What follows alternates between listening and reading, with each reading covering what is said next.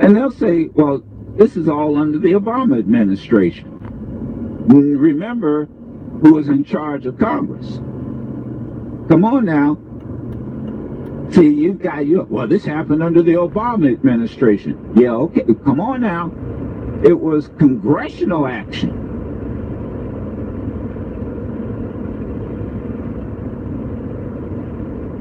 Wow. And it says, because of this trend, now let me repeat, because of this trend, it says this trend is a reversal of what happened in the United States in the years during and after the Great Depression. From 1928 until 1973, the share of income held by the top 1% declined in nearly every state. So in other words, the middle class started to grow. Says today, while unemployment remains low and the economy is doing exceptionally well, wage growth, let me repeat, wage growth has remained stagnant. Now, do I have to put it where the goats can get it? Yeah. Wage growth has remained stagnant. In other words, all of you out there are not getting or seeing your wages increase. Says when you look at economic expansions, it's in that recovery that you see income growth, business recovery, reorganize. Workers find jobs, but they're low-income jobs, and they're, in essence, unstable jobs. May or may not be around. Lawrence, we had an open hearing in the Intelligence Committee today. Very rare that we do that. It just happened to be by accident the same week where the president had this one-on-one meeting with Vladimir Putin. And because the president is a former prosecutor, I'll just say he has priors.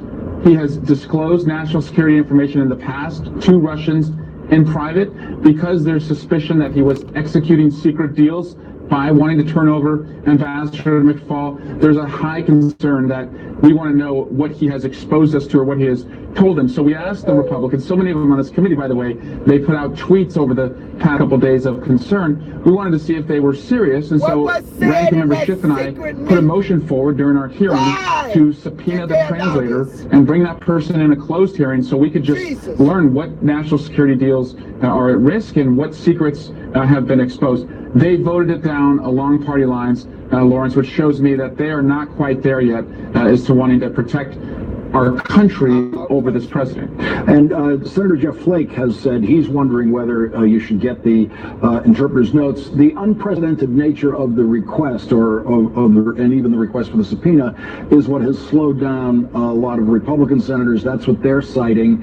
But this is, I think you would make the case, an unprecedented situation. It's not like you and Congressman Schiff are constantly asking for interpreter's notes. That's right, Lawrence, and we gave careful consideration of this, and that's why we asked for it to be first, in a closed session, so there was no spectacle of a public hearing. But again, that the president has demonstrated time and time again that he should not be given the courtesy of precedent because he acts in such extraordinary ways. And to see today that the lesson that he has taken away from the way he acted and the way the American people have themselves reacted to his meeting with Vladimir Putin, to invite him back to the White House shows that he either has missed the message or doesn't care. Lawrence, Vladimir Putin attacked America. When your house is broken into, you upgrade your home security system. Yes. You don't invite the burglar over for dinner. So all we can do now in Congress is to make sure that we upgrade the security system, and that includes right now protecting the United States against our own president and his relationship with Vladimir Putin. Senator Chuck Schumer said today, until we know what happened at that 2-hour meeting in Helsinki, the president should have no more one-on-one interactions with Putin in the United States, in Russia, or anywhere else. Ambassador Burns, your reaction to that? No, I think it's just common sense. You always want to have a record of what our guy or gal says and what the other person says. You always have the National Security Advisor or a White House staffer in the room. You don't want the Russians to come back, which they will, to say that President Trump promised this or that. Even if he didn't promise it, you want to be able to defend yourself, and they've really left themselves exposed here, the White House. Yes. And you've got to hope that the president will find some common sense if he does have another meeting, which I think is extremely ill-advised anyway, to invite our most dangerous adversary to Washington, D.C., a visit of honor. He should be inviting Angela Merkel, Theresa May, the European leadership, and putting NATO back together after his wrecking ball tour of Europe. Ambassador Briggs, a quick one before you go. Dan Coates said today he suspects it to be likely that the Russians at least tried to record that meeting, or very likely they do have a recording of that meeting. Do you agree with that in your experience? Yeah, diplomatic practice is that you don't record meetings, but the Russians, I think, have a practice of violating most understanding. So Dan Coates is a man of great principle and honor, and I think he's probably right. Now that's Americans. Americans. Okay, KKK. Americans. He's gonna get it. Okay, angelic Christians. He's taking Americans. Okay. Stupid. Okay, Koch brothers. You got no extra heaven by yourself. You ain't got no private ocean and islands that, hey, God can't reach. The enemy touch, he gonna get us all. See what Madison talking about. They will make the selection and installation of any blinds you choose. I get all my news, and not from just no Fox News, not just from Tom Hartman, not just from Rachel Maddow's. I get my news because it concerns me and my family. They had captured me by the police right there. Oh, the dead animals. Oh my God! Don't want nobody run over here. There's so much happening in this world. We don't pay no attention to it because we're doing what we do, like me. We go to work. We got issues at home. Food's biting on our butt, we fussing at. We got to pay our bills. But there's an invisible danger, like a blood pressure, that's lurking over America. Americans' head.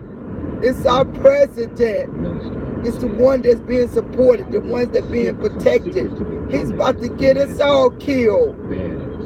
Are you mean to tell me country over this man, over this country? Really? Well, you know, Sean is here, our executive producer. People don't believe it, in my older days, my past days, my nickname was One Take Thompson. So I try to get it into one take, so Sean can bear witness and tell everybody. Send an email, send a memo out, sir. Maybe somebody here. I noticed on the cover of the book, Lil George, Secrets of Becoming Financial, you cross out the word genius and put badass in front of it. So what's the difference between a badass and a genius? Well, one person one of that here, was that was intentional. maybe another here. You don't have to be a genius to be a financial analyst. People think, you know, you gotta, It's all you know, kind of stuff read the going Wall on. Street It just Journal. ain't You gotta watch immigrants. CNBC. Not It ain't against just those voter rights broadcasts anyway, by the way. being But you gotta suppressed. do certain things. You gotta be into the stock market. No. You don't have to do that. I ain't in We no- follow two careful. I ain't in no stock Driver market. only concerts all month long on the YouTube. I don't know nothing about stock market. I just know to pay my bills and try to save something. It's the little man like me. But when it comes to hearing the President of the United States was actually contemplating on turning over, some Americans, that shouldn't even been a thought to Putin, contemplating, thinking about turning over some Americans to Putin for investigation.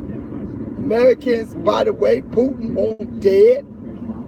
And you all go argue and call the radio station and holler, that's not true.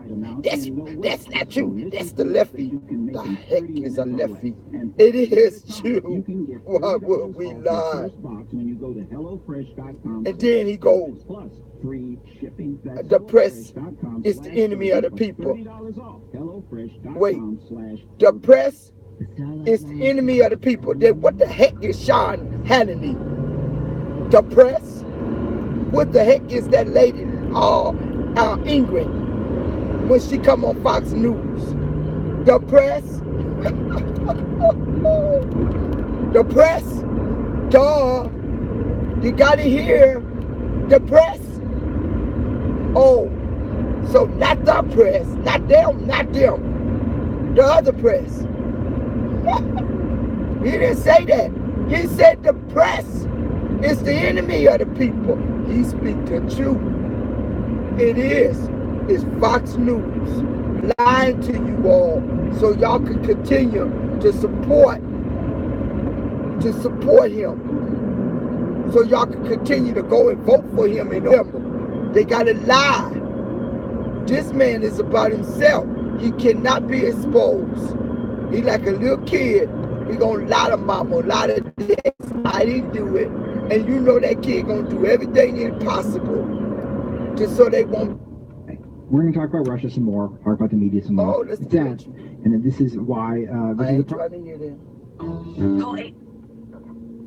I'll tell The you. reason why I stopped listening, I would try to listen to Fox News. I would try to listen. But I see they tell a lot of lies. Yeah, I got to do things. And then whatever's left, I'll just put it away. Listen to Dan Rather then. If y'all don't believe nothing, it's still the press. Y'all know he's a man of integrity. Nowadays. Dan Rather. So that does make it a bit challenging. He come on serious. Also part of it getting to is really Stop making this a white and black thing. Let's make this a lives. Since you say all lives matter, blue lives matter. Okay. Well, apparently we got a president willing to give up Americans to the enemy. So who next? And how was he planning on doing that? What? They was going to force him, kidnap him, and give him to Putin? Because I felt somebody about to kill me and want to kill me. I'm not about to go willingly. So how was he planning on giving these Americans to Putin? How was he? Give you up to next, Koch brother. Taking all your money, all that can save you. No, that just means you got a lot of money. Duh. And all these line items that come out, which are going to pay for something. Smart money's gone. Taxes, right? Yeah, money's gone. Well, the only one line item that's going back to your pocket is that one that says 401k. The wages down. And the owners of the factories love it whenever there is more immigration, legal and illegal. And so you would do well, I think, in my opinion, to have your callers push back on immigration. Try to limit immigration. The sheer numbers are astonishing, the amount of people that is coming in. And this is not just from the south of the border. You know, we have them coming in from Asia and everywhere. And if we can push back and limit immigration and lower those numbers of immigrants, that would automatically raise wages in the factories. Well, let me offer this suggestion, because you seem to be putting the onus on the immigration policy when really shouldn't the onus, and I'm asking now so we have a conversation, shouldn't the onus be on not where one comes from, but how one works? So in other words, you know, factory people, this top 1% are the folks who own the factories. They don't have to pay immigrants low wages. They can pay them a fair living wage, whether they're from Mexico or Finland. Now let me point out something, because I know what you're doing, because I'm listening, and I listened very carefully. I remember when African Americans worked in the textile industry in North and South Carolina. I'll give you another example. The furniture industry in North and South Carolina. You had factories. And when folk in the textile industry, Fruit of Looms, made underwear, they decided to unionize. Because I know what I'm talking about, Chris. I worked with them. And when they unionized or fought to unionize, these were not immigrants. These were mostly poor whites, U.S. Americans, born and raised here, and poor black folk. And what did the owners do? Tell them, Chris, what did they do? Oh, they had to bump wages up. No, they did. No, Chris, stop. See, no, now, see, don't interrupt me. I didn't interrupt you. That is not what they did. They did not bump wages up. They moved their factories out of the country. Have a good day. Yeah. That's exactly what they did. Anybody from South Carolina want to call Chris and educate him? Because that's exactly what they did. These were not immigrants. They were born in South Carolina. They were born in North Carolina. Hear that? And when they said, you know what? We've got health, we got safety issues, we have work rules, we have low income. We're red blood Americans. And no, Chris, they did not bump up the salaries. They moved the factories offshore. So you can't sit up here and blame stagnant wages on immigrants. You're right. You're right that immigrants will, anytime you come from a country where 50 cents an hour is the going wage, and then all of a sudden somebody offers you $2 an hour, hell, you think you've hit the lottery. Give me a break. I recognize that. You're right. That's always been the case. Hell, I remember history.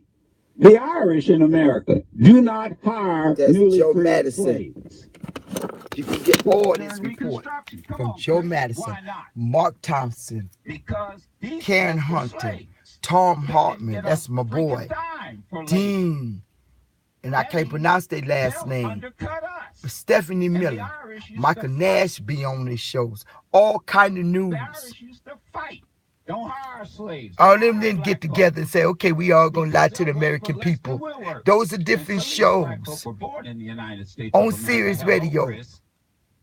But that's the enemy. The media is the enemy of the people. The media is to inform us, to tell us what's going on, to let us know what we need to know, prepare for. The enemy, and your own president say, the media is the enemy of the people. Well, what is Sean Hannity? What is England? What is Fox News? Are they not the media? Are they not the media? The media is the enemy of the people, he said. Listen. The media is the enemy of the people, he said. Really? Fox News is the media's. The Patriot Channel is the media. So all of them. He said the media, all of the media then. That's a lie. Because there are some people that do tell the truth. There is some people that do inform us. There are some people do care about the American people. But take this, because I got to go to work. Take this and pay attention to this. What American president would turn over American citizens to Putin, the enemy? Who even think like that? What president think like that? We talking about the U.S. ambassador, former U.S. ambassador and other Americans that Putin hates. And we thinking about turning them over to Putin. How was this going to be accomplished if the other senators and Congress or whoever didn't speak out against it? How were they going to do it? Because that U.S. former ambassador wasn't going willingly. What was the plan? Why would the White House even think about it? And who next? I'll give you the Putin. I'll turn you over the good idea, he said. Who was next? I'm going to put the Putin and his administrator in the American U.S. United States investigation. Are you serious? Y'all better believe a lie first, then the truth. And the Bible said it. They'll believe a lie first and the truth because y'all think that's y'all best interest. Your little baby gonna die too if we don't stop this. Money can't hide you and shield you. It can't. It is wisdom, your course of action, and the change and turnaround and coming together that can protect us. Have a good day.